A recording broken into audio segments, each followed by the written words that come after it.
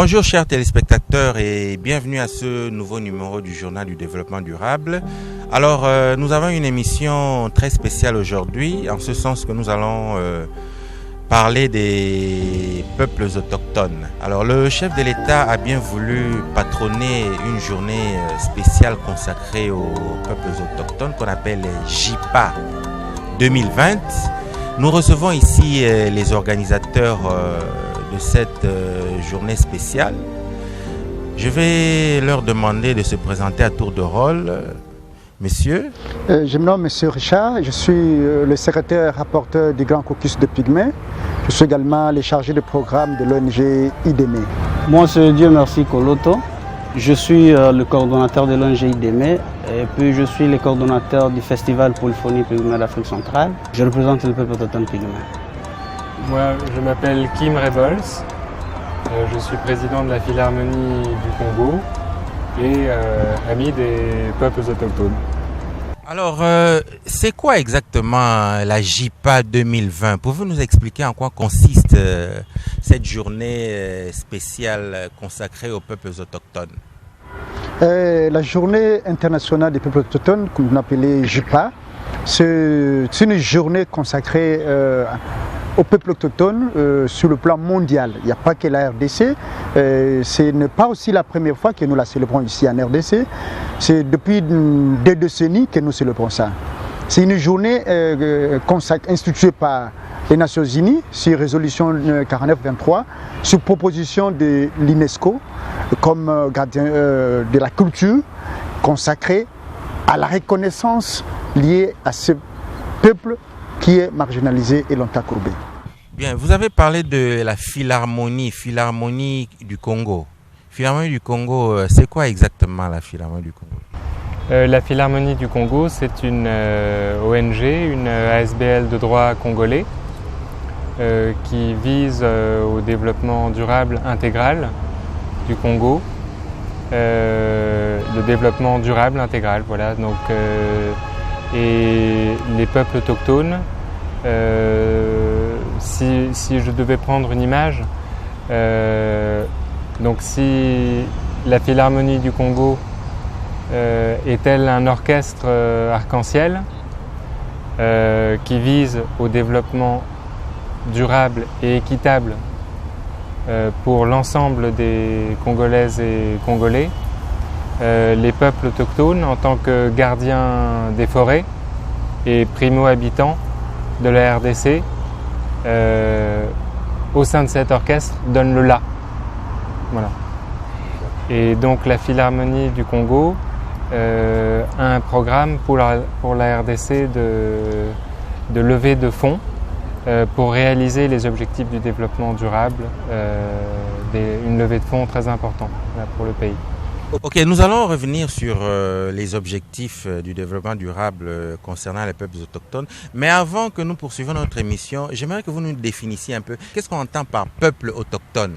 Oui, peuple autochtone, généralement, ce sont les peuples qui ont occupé une étendue de terre avant tout le monde. Ils sont appelés peuples autochtones. Mais par rapport aux peuples autochtones pygmées, c'est un concept qu'on a eu à leur donner. Parce qu'il y a eu le terme qui réduisait un peu et qui était un peu discriminatoire, quoi. Et dans ce sens-là, ils ont dit, bon, il faut qu'on donne ces peuples un nom étant donné qu'ils sont les premiers occupants de terres que nous vivons. C'est pour cette raison qu'ils les ont collés ces noms de peuples autochtones, pygmées, et puis dans tous les siècles. C'est ça un peu le peuple autochtone. Mais il y a d'autres communautés qui peuvent aussi être comme des peuples autochtones en dehors du peuple autochtone pygmée. Non, mais les peuples autochtones, ce n'est pas seulement les pygmées. Nous avons plus de 400 tribus en RDC, donc il y a une myriade de peuples autochtones. Et votre organisation a comme objectif de les sortir de la marginalité. Voilà. Promouvoir, défendre les droits des peuples autochtones, promouvoir leur culture, faire le plaidoyer pour leur développement. C'est ça. Toujours dans les peuples autochtones, tu peux nous donner une autre définition, oui? Les peuples autochtones, c'est un peuple à part entière, qui se distingue de tout autre peuple par leur mode de vie traditionnel et par leurs us et coutumes. les peuples autochtones sont les premiers occupants de la République démocratique du Congo. Historiquement, partout connu de tous, que quand on pose même un élève de la 5e année, qui sont les premiers occupants de la République démocratique du Congo, vite, il dira que ce sont le peuple autochtone pygmée. Mais jadis, on appelait pygmée seulement. Mais juridiquement, lorsque les noms renaient un caractère ingériant, humiliant, il y a possibilité de changer de nom. C'est ainsi que la communauté internationale, dans son ensemble, sur accord avec le peuple autochtone, a dit qu'il y a moyen de changer d'appellation. C'est ainsi qu'aujourd'hui, sur le plan international, c'est admis qu'on nous appelle des peuples autochtones. Mais cette connotation a coulé beaucoup d'encre sur le plan scientifique. Parce que qui est autochtone et qui ne l'est pas. Et chacun de nous cherche à se lancer dans des débats scientifiques. Loin de nous un débat scientifique, c'est question de l'autochtonie. Aujourd'hui, par exemple, en ville province, les Tekeumbu, ce sont les premiers occupants, c'est-à-dire que ce sont les autochtones ici. Mais sur le plan national, ce sont les peuples autochtones qui sont les premiers occupants de ce pays. Donc c'est pourquoi nous appelons les peuples autochtones. Et ils ne sont pas qu'ici, au Congo-Brazza, au Cameroun, République centrafricaine, en Europe, en Asie et en Amérique, nous y sommes là. Monsieur Kim, il y a une question qui me turlupine un peu. Comment un Suisse français peut se passionner des peuples autochtones ici en RDC? Vous avez une raison, une motivation particulière ou bien seulement le souci de développement durable, une équité dans la répartition des ressources? Pour raconter la petite histoire, effectivement, moi je suis peintre. J'ai également fait des études de physique, mathématiques, philosophie. Et donc j'ai décidé de venir ici au Congo parce que j'ai identifié le Congo que je connaissais, mon père travaillant ici pendant de longues années, mais je venais ici en visite, voilà, enfant. Et puis donc j'ai créé une fondation pour associer les arts et les sciences, la Philharmonie des couleurs, autour de aussi de cet idéal, de ces idéaux plutôt d'humanisme et d'universalisme que véhiculent les couleurs, et autour de préoccupations écologiques. Je me suis rendu compte que s'il y avait 2 ou 3 pays dans le monde absolument prioritaire sur le plan écologique et humain, certainement le Congo était l'un de ces 3. En tout cas, c'est certainement voilà, peut-être le plus important sur le continent africain, puisque, comme on le sait, c'est la seconde forêt du monde.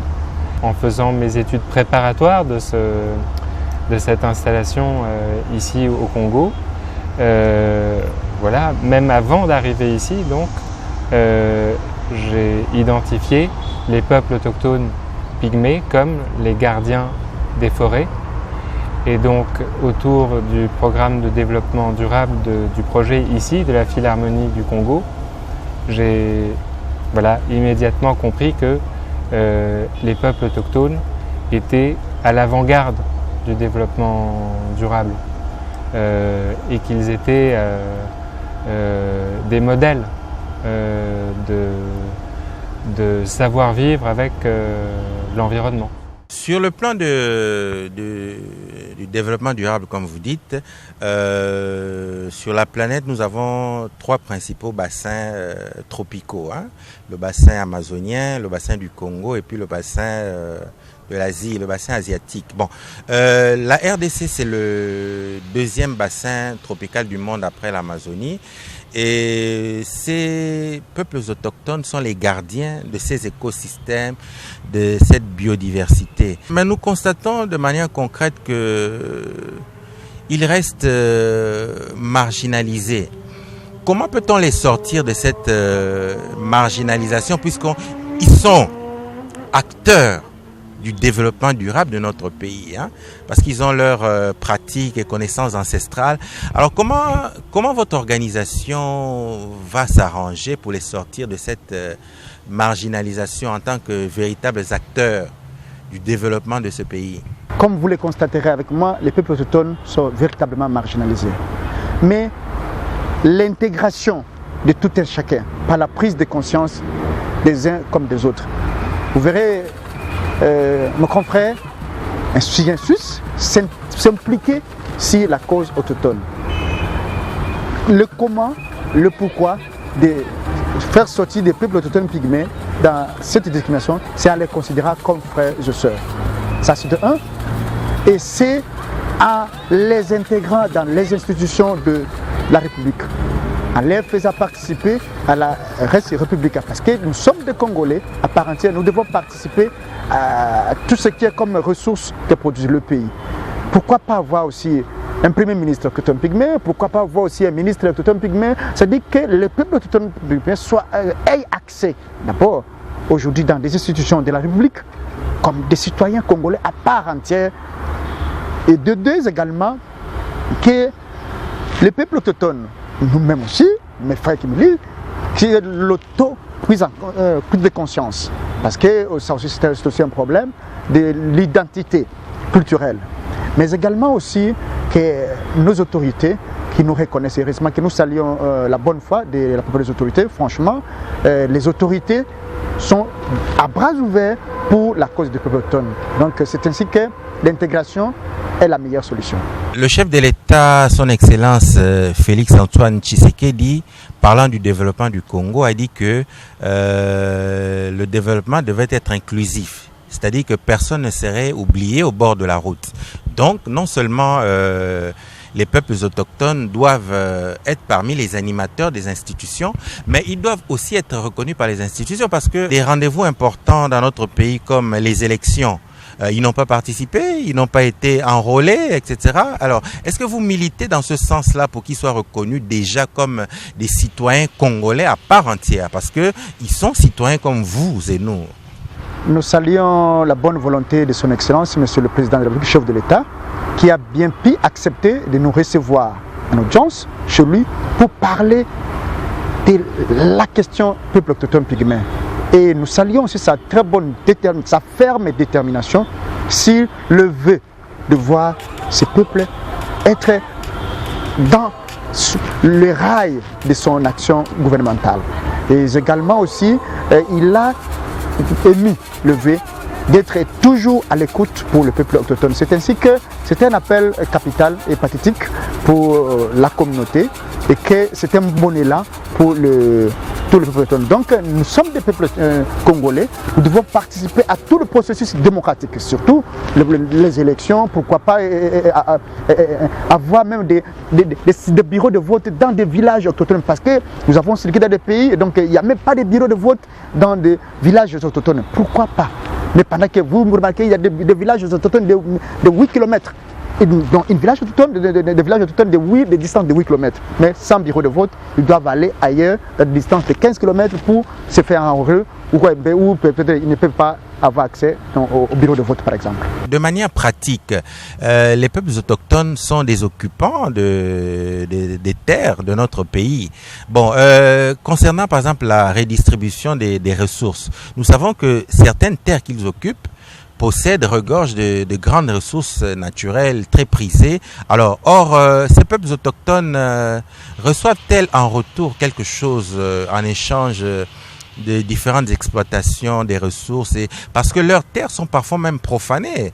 Les cimetières sont déplacés pour de l'exploitation minérale ou minière. Alors, ils reçoivent quoi en retour de l'exploitation de leurs terres, parfois de leurs terres sacrées? Merci pour la question. Je voulais un peu ajouter par rapport à ce que Richard a dit, pour essayer un peu de développer le peuple autochtone pygmée. Il faut qu'il y ait quand même la conscience de nous-mêmes, le peuple autochtone pygmée, et puis l'accompagnement de tous. Et en plus de cela, ce que le gouvernement est en train de faire maintenant là, c'est très très important, parce que depuis que le peuple autochtone pygmée dans ce pays, il n'y a pas eu quand même l'accent de ce gouvernement, mais cette fois-ci, le gouvernement a fait quand même quelque chose. On essaya d'insérer la question du peuple autochtone dans son gouvernement en mettant quand même l'accès au niveau du ministère des Affaires coutumières, où pour le moment, ces ministères s'occupent de la protection des peuples autochtones pygmées. Ça, c'est un avancée très très significative. Par rapport à ce que vous avez dit pour le partage des bénéfices, c'est là où il y a un grand problème. Au niveau de nos terroirs, il y a par exemple les exploitants forestiers. Il y a par exemple ceux qui exploitent les mines et tout consort.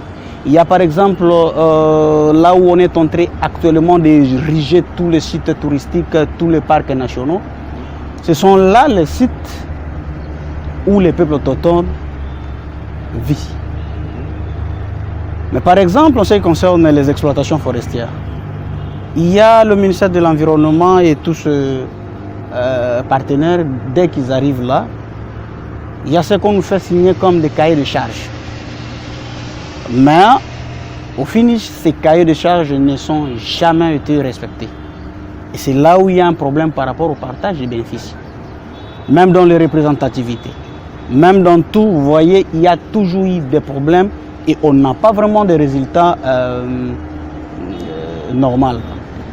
Par exemple, de l'autre côté à Katanga, tout ça, où il y a beaucoup de problèmes, c'est toujours par rapport à des partages de bénéfices. Vous voyez quelqu'un qui a ce million, ils achètent des jugements d'or, tout comme ça. Mais quand ils commencent à exploiter, ils chassent tout ce qui était là. Et dès que les pygmées sont chassés, ils deviennent sans position. Avec la complicité des autorités. Voilà. Donc quand eux ils viennent là, ils travaillent, ils prennent leurs documents ici à Kinshasa. Mais nous qui sommes dans nos villages, dans nos terroirs, nous subissons maintenant le fait de ce qui a été décidé ici parce que il y a cette loi qui dit le sol et le sous-sol appartiennent à l'État. Et ça, c'est ce qui nous complique un peu la tâche.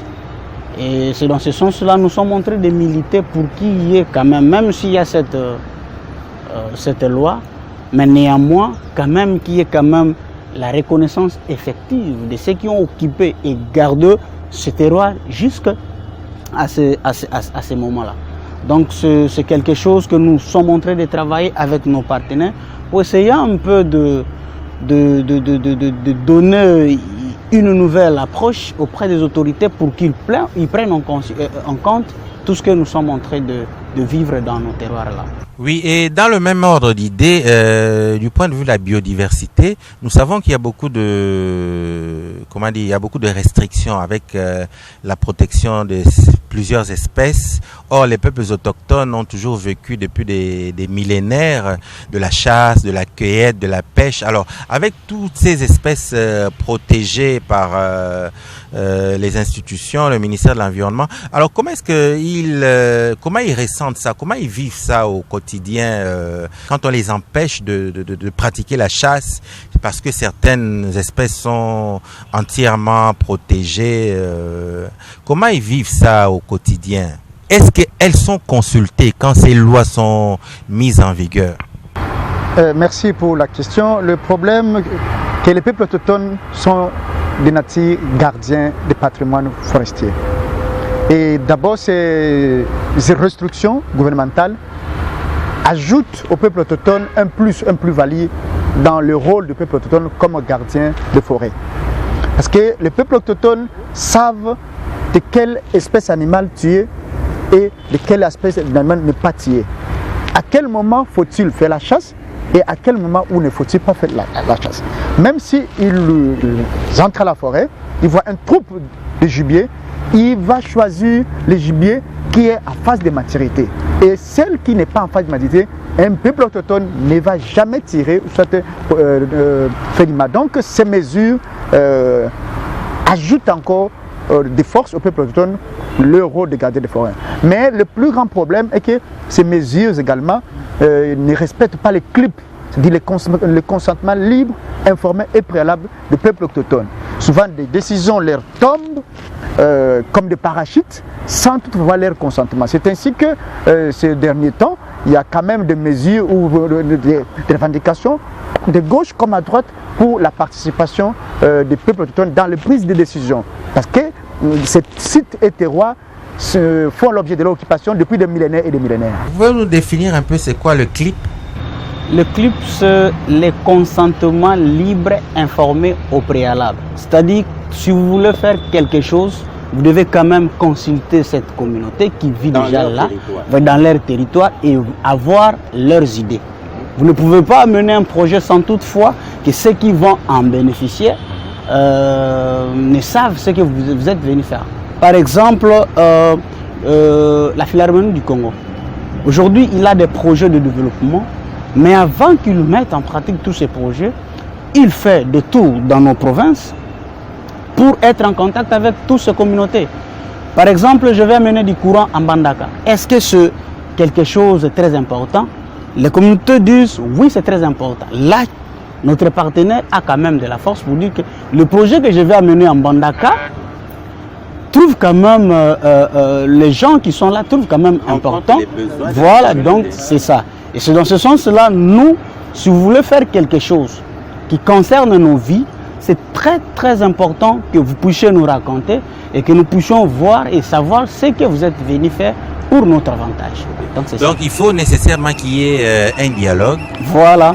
Des échanges entre les communautés autochtones et les autorités politico-administratives. Exactement. Pour que la RDC vive dans une harmonie complète, pour ne pas citer M. Kim. Bon, maintenant, en ce qui me concerne, je voudrais savoir, ce sont là quelques contraintes que nous avons levées dans la vie quotidienne des peuples autochtones.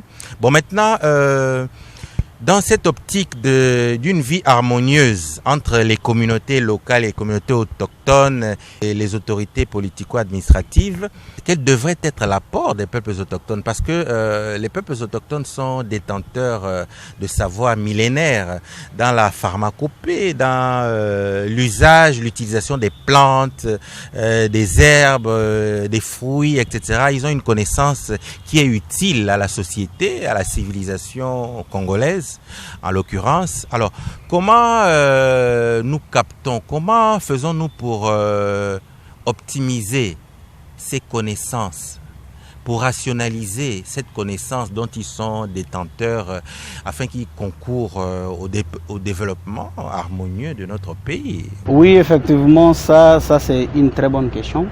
Ouais, les peuples autochtones pygmées, ce sont les peuples qui détiennent vraiment beaucoup de choses dans eux.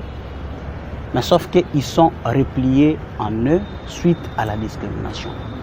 Il peut avoir quelque chose, il peut avoir quelques idées, mais quand ils s'approchent auprès des autres communautés, il y a cette astuce-là de la discrimination. La toute première des choses à faire, c'est que nos communautés qui ne sont pas pygmées doivent d'ailleurs bannir cette discrimination. Les peuples autochtones sont des hommes à part entière.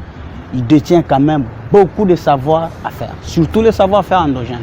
Parce que ici, là, si on commence déjà à le détailler, on ne saura même pas finir cette émission parce que nous avons beaucoup de connaissances.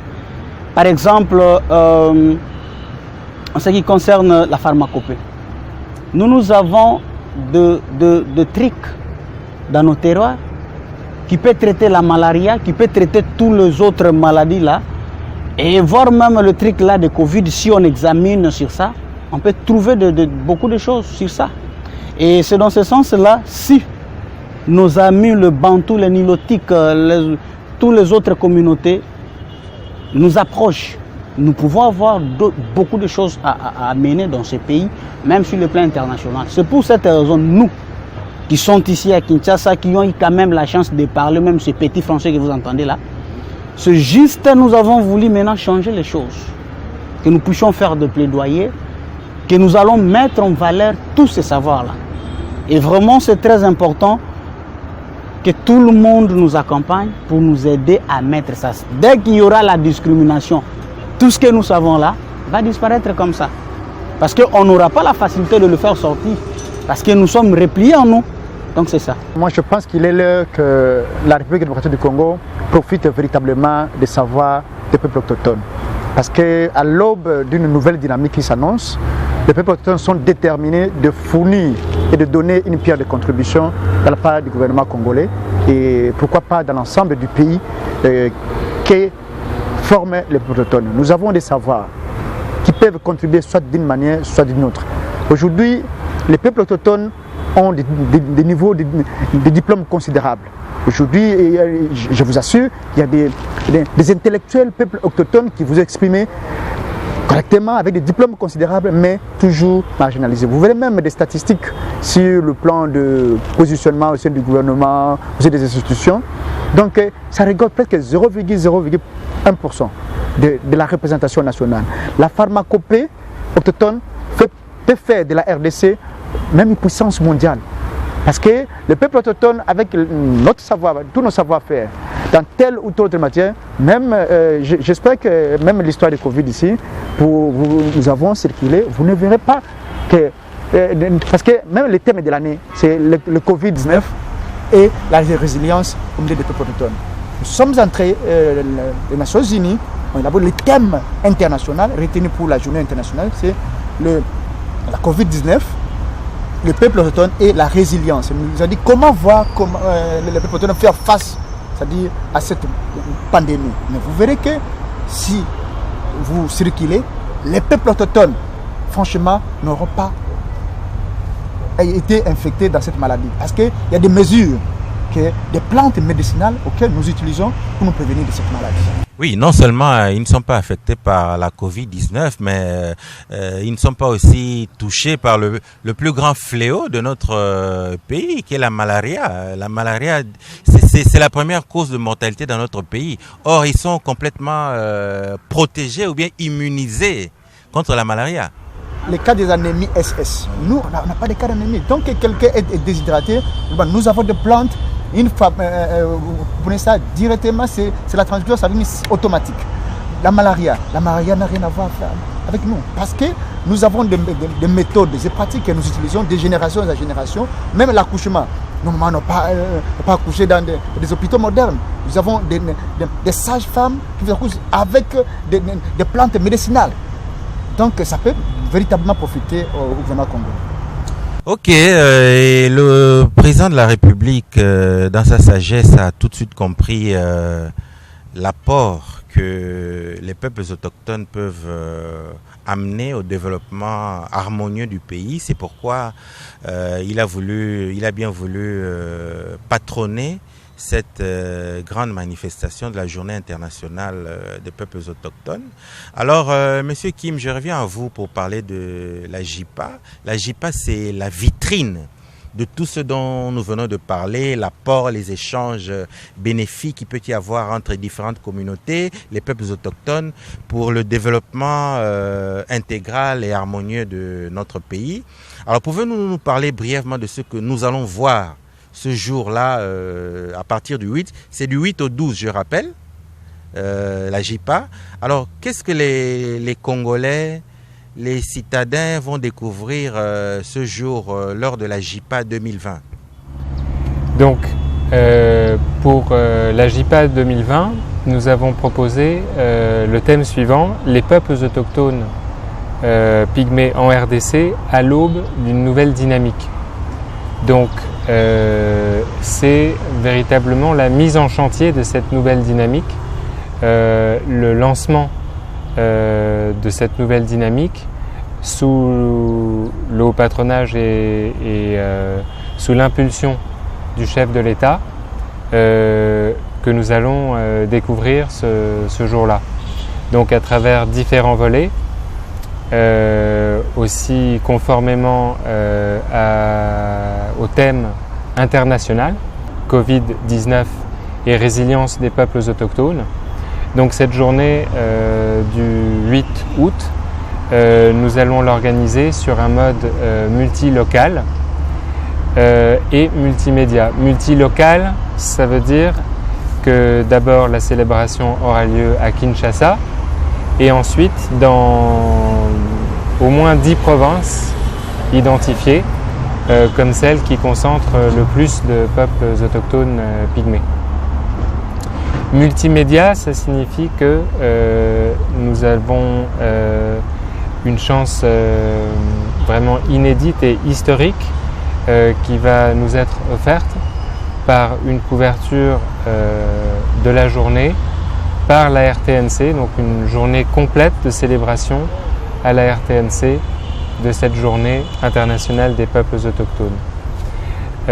Multimédia, ça signifie également que nous allons fortement être relayés par les réseaux sociaux, par les journaux, presse écrite, chaîne YouTube. Voilà, on va essayer de capitaliser sur tous ces moyens pour faire rayonner au maximum la journée internationale des peuples autochtones ici en RDC.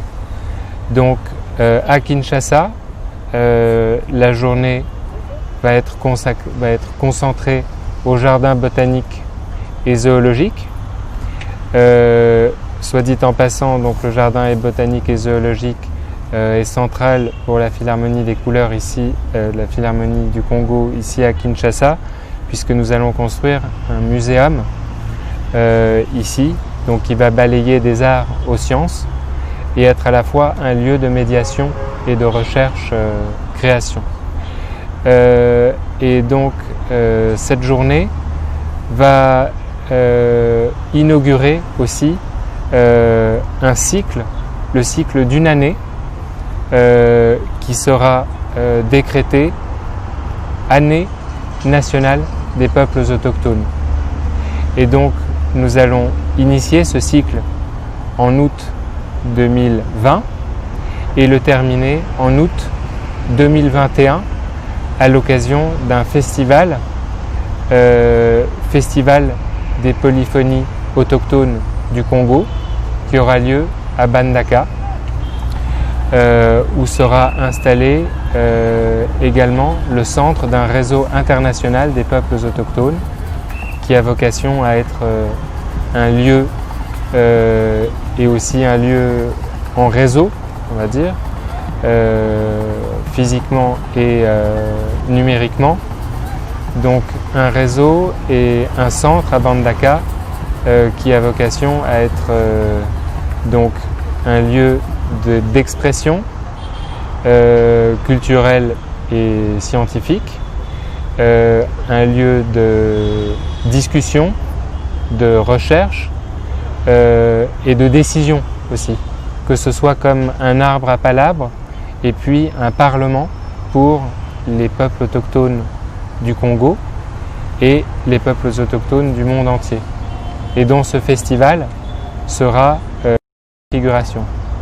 Et la préfiguration première, c'est celle de la journée internationale du 8 août. Et donc nous avons également prévu tout au long du mois des activités de plaidoyer pour que cette nouvelle dynamique que nous appelons de nos voeux soit un succès et soit accompagnée par les partenaires publics, bien sûr, mais aussi privés, qui sont très importants aujourd'hui. Donc la journée sera également l'occasion de tourner les premières images aussi d'un film que nous allons réaliser, qui va s'appeler Bobongo. Le Bobongo, c'est un art donc spécifique des peuples autochtones pygmées, qui a été initié chez le peuple Ekonda par un certain Itetele. Et cet art, c'est l'équivalent congolais de ce que nous, en Occident, on appelle opéra. Parce que c'est un art total. C'est un art qui rassemble la musique, la danse, les arts plastiques, la poésie. Et ça nous semblait un thème tout à fait intéressant car extrêmement transversal pour aborder la vie des peuples autochtones et aussi tendre un miroir au Congo dans son ensemble à travers cette idée de Bobongo. Nous profitons de cette bonne occasion pour lancer un message de tous les peuples autochtones pygmées de la République démocratique du Congo, solliciter la bonne volonté de son Excellence, Monsieur le chef de l'État, qui a toujours eu une oreille attentive sur la problématique des peuples autochtones, de rehausser de sa présence le 8